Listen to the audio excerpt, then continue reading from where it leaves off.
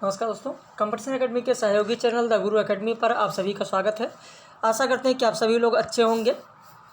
इस समय UPHESC और UGC नेट के प्रथम प्रश्न पत्र यानी UPHESC में सामान्य अध्ययन और UGC नेट का प्रथम प्रश्न पत्र इस समय टेस्ट सीरीज के रूप में कराया जा रहा है। सभी लोगों को व्हाट्सएप पर PDF टेस्ट सीरीज की भेज दी गई है। आज ये 8वीं टेस्ट सीरीज है UPHESC की। UGC नेट की जो टेस्ट सीरीज है वो विगत वर्ष के प्रश्न पत्र हल कराए जाते हैं।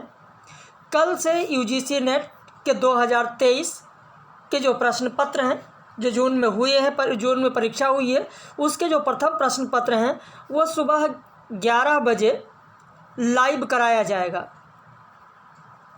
कल से लाइव 11 बजे इसी चैनल पर UGC नेट जून 2023 के प्रथम प्रश्न पत्र को हल कराया जाएगा। 2023 में जो जून में परीक्षा हुई है,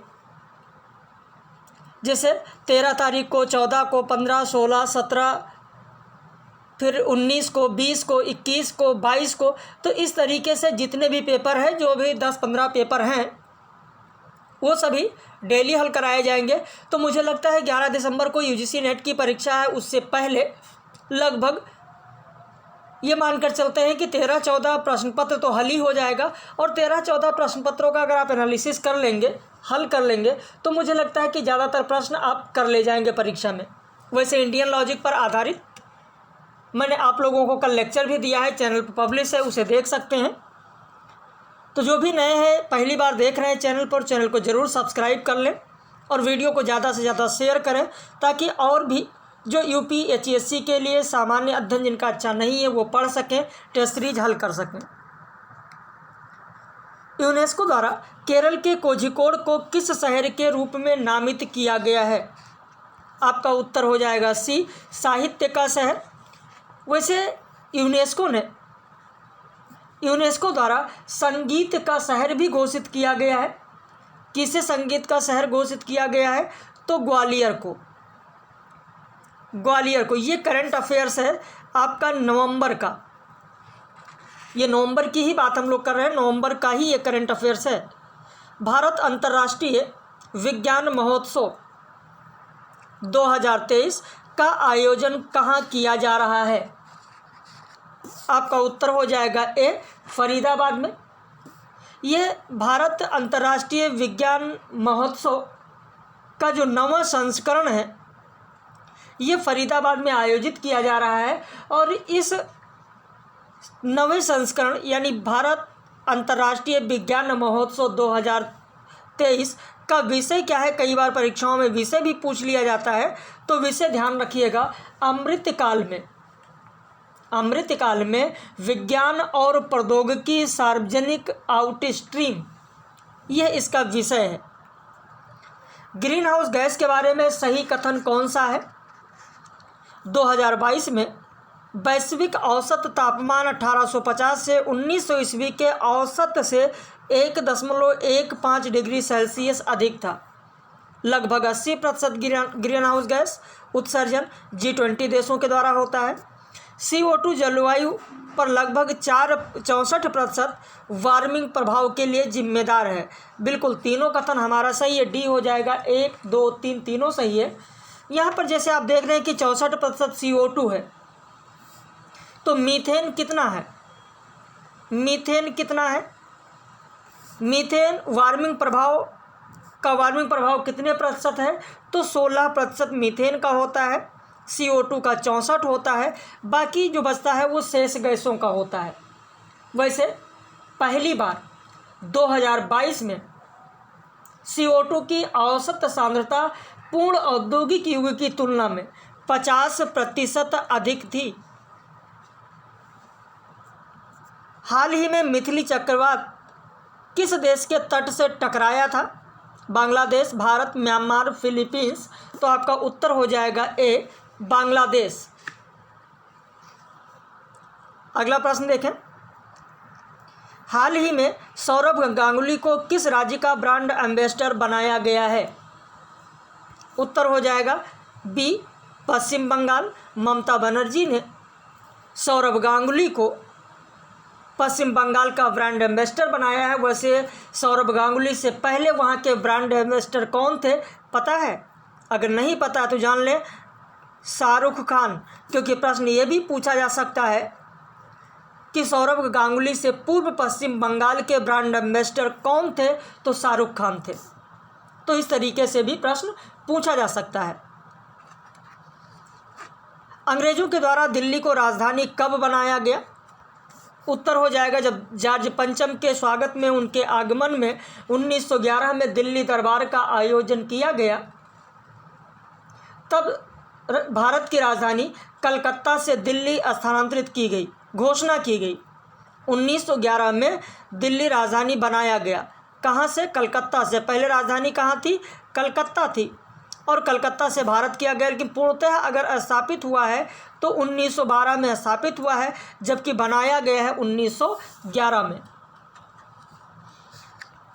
निम्न में से कौन सा काल भारतीय इतिहास में सल्तनत काल के नाम से जाना जाता है? आपका उत्तर हो जाएगा भी 1206 से लेकर 1526 का जो काल है, ये भारतीय इतिहास में सल्तनत काल के नाम से जाना जाता है। ग्रेट हिमालयन नेशनल पार्क कहाँ स्थित है? आपका उत्तर हो जाएगा हिमाचल प्रदेश में है ग्रेट हिमालयन नेशनल पार्क। निम्न में से कौन सा शहर कर्क रेखा के समीप में है? कर्क रेखा से गुजरने वाले जितने भारत के राज्य हैं उन सब का विवरण मैंने आप लोगों को दिया है पिछली टेस्ट सीरीज में। यहाँ पर कर्क रेखा के सबसे समीप शहर कौन सा होगा? तो आपका उत्तर हो जाएगा सी, कोलकाता। कौन सा बांध भागीरथी नदी पर बना है? आपका उत्तर हो जाएगा डी, टिहरी बांध। निम्न में से कौन सा केंद्रीय प्रवृत्ति का माप नहीं है? केंद्रीय प्रवृत्ति के माप के बारे में मैंने माध्य, माध्यिका, बहुलक सबकी बात की है। यहाँ पर हो जाएगा प्रमाणिक विचलन। उत्तर हो जाएगा प्रमाणिक विचलन।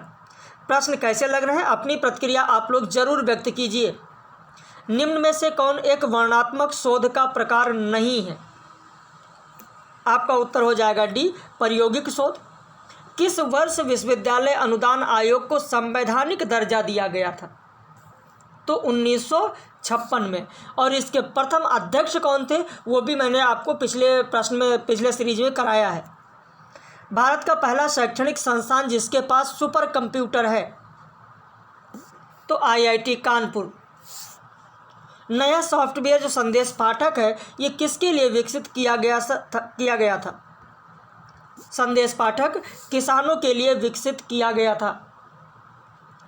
निम्न कंप्यूटर भाषाओं में से कौन सी भाषा आर्टिफिशियल इंटेलिजेंस हेतु उपयुक्त की जाती है, यानी कृत्रिम बुद्धि? उत्तर हो जाएगा प्रोलॉग। अगला प्रश्न देखें, क्लास क्या है? विद्यालयों में साक्षरता एवं विद्यार्थी परिषद, विद्यालयों में कंप्यूटर साक्षरता एवं अध्ययन, विद्यालयों में पूर्ण साक्षरता एवं अध्ययन, विद्यालयों में कंप्यूटर साक्षर एवं विद्यार्थी। उत्तर हो जाएगा बी, विद्यालयों में कंप्यूटर साक्षरता एवं अध्ययन। प्रायद्वीपीय भारत का सबसे दक्षिणी बिंदु जो कन्याकुमारी है वो कहाँ पर स्थित है? कर्क रेखा के उत्तर, भूमध्य रेखा के दक्षिण, मकर रेखा के दक्षिण, भूमध्य रेखा के उत्तर। आपका उत्तर हो जाएगा डी, भूमध्य रेखा के उत्तर। संविधान सभा में राष्ट्रीय गीत को कब अपनाया गया था? तो 24 जनवरी 1950 को अपनाया गया था। जब सरकार की वर्तमान आय अपने मौजूदा खर्च के तुलना में कम होती है तो उसे क्या कहा जाता है? उसे कहा जाता है राजस्व घाटा। भारत के संघ लोक सेवा आयोग का गठन किस अनुच्छेद के अंतर्गत आता है? अनुच्छेद 315। मूलभूत कर्तव्यों को भारतीय संविधान में किस वर्ष शामिल किया गया? उत्तर हो जाएगा 1976। निम्न में से सही कथन कौन सा है? शिक्षण की प्रभावशीलता शिक्षक के विषय के समझने पर निर्भर करती है। शिक्षक की प्रभावशीलता शिक्षक के व्यक्तित्व पर निर्भर करती है। शिक्षक की प्रभावशीलता शिक्षक के लिखावट पर निर्भर करती है। शिक्षक का मुख्य उद्देश्य छात्रों के सोचने की शक्ति का विकास करना है। तो आपका उत्तर हो जाएगा पहला और चौथा सही, यानी डी होगा। एक अच्छे अनुसंधान के लिए निम्न चरणों का सही क्रम क्या होगा? उत्तर हो जाएगा ए। पहले होगा उद्देश्यों की स्थापना, फिर होगा आंकड़ों का एकत्र करना, फिर होगा आंकड़ों का विश्लेषण, फिर होगा निष्कर्षों की व्याख्या। निम्न में से फलांक की त्रुटि कौन सी है? उत्तर हो जाएगा प्रत्युत्तर की त्रुटि। वह चर जिसका हम माध्य तथा मानक विचलन निकाल सकते हैं किस मापनी के द्वारा मापे जाते हैं? तो अंतराल मापनी के द्वारा मापे जाते हैं। सी हो जाएगा। निम्नलिखित में से कौन सा कार्य विश्वविद्यालय अनुदान आयोग का नहीं है? तो बौद्धिक संपदा अधिकारों का संरक्षण यह अनुदान आयोग का कार्य नहीं है। बाकी अनुदान आयोग विश्वविद्यालयों और कॉलेजों को अनुदान का आवंटन करता है। विदेशों में भारतीय उच्च शिक्षा को बढ़ावा देना इसका काम है।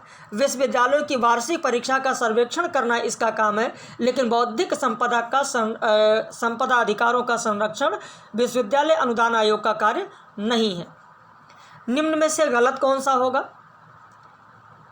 ALGOL algorithmic language, BIOS basic input output system, CAD computer aided design, 5GPL fifth generation programming language. यहाँ पर 5G होता है, 5GPL नहीं होता है, तो आपका डी गलत होगा। निम्न में से सही ईमेल पता कौन सा है? ईमेल तो लगभग सभी लोग जानते ही होंगे। देखिए, ram_syam@gmail.com। राम स्टार दो नाम अगर लिखना है तो भी आप बीच में स्टार नहीं लगा सकते हैं, पहला गलत। अगर पहला गलत है तो विकल्प देखें, ए नहीं होगा, सी नहीं होगा, डी नहीं होगा, यानी हमारा उत्तर बी होगा। यानी दूसरा हमारा सही है, हमारा चौथा सही है। क्योंकि यहाँ पर जो तीसरा गलत इसलिए है कि .com.in नहीं होगा, yahoo.com होगा, .in नहीं होगा, तो हमारा दूसरा चौथा होगा। निम्न में से असत्य विकल्प कौन सा है? ईमेल इलेक्ट्रॉनिक मेल को संदर्भित करता है, सही है। www वर्ल्ड वाइड वेब को संदर्भित करता है, सही। CPU कंट्रोल प्रोसेसिंग यूनिट को संदर्भित करता है, गलत। सेंट्रल प्रोसेसिंग यूनिट, सी हमारा गलत होगा। सेंट्रल प्रोसेसिंग यूनिट है, ये ALU अर्थमेटिक लॉजिक यूनिट को संदर्भित करता है, सही है। तो गलत कौन सा होगा? सी। तो 30 प्रश्नों में आपके कितने प्रश्न सही हुए? ज़रूर अपनी प्रतिक्रिया व्यक्त कीजिएगा। और अगर आप नए हैं, आपको भी डेली टेस्ट सीरीज चाहिए, तो आप हमारे इस नंबर पर फ़ोन करके व्हाट्सएप करके जानकारी ले सकते हैं UPHSC के टेस्ट सीरीज़ के लिए। आज ये 8वीं टेस्ट सीरीज़ है। प्रतिदिन ऐसे ही टेस्ट सीरीज़ दी जाती है। जिस दिन समय मिलता है उस दिन वीडियो दिया जाता है, जिस दिन समय नहीं मिलता है तो उत्तर सहित टेस्ट सीरीज आप लोगों को भेज दी जाती है। बाकी कल सुबह 11 बजे से UGC नेट के प्रथम प्रश्न पत्र 2023 में जो भी प्रथम प्रश्न पत्र हुए हैं उन सब का लाइव आकर और पूरा विश्लेषण कराया जाएगा आप लोगों को। तो हम लोग फिर मिलेंगे कल सुबह 11 बजे। और अगर आप जुड़ना चाहते हैं टेस्ट सीरीज के लिए UPHSC सामान्य अध्ययन के लिए, तो इस नंबर पर आप संपर्क कर सकते हैं। हम लोग फिर मिलेंगे कल सुबह 11 बजे। आप लोगों ने समय दिया, देखा, बहुत बहुत धन्यवाद। चैनल को सब्सक्राइब कर लीजिए और वीडियो को ज़्यादा से ज़्यादा आप लोग शेयर करें।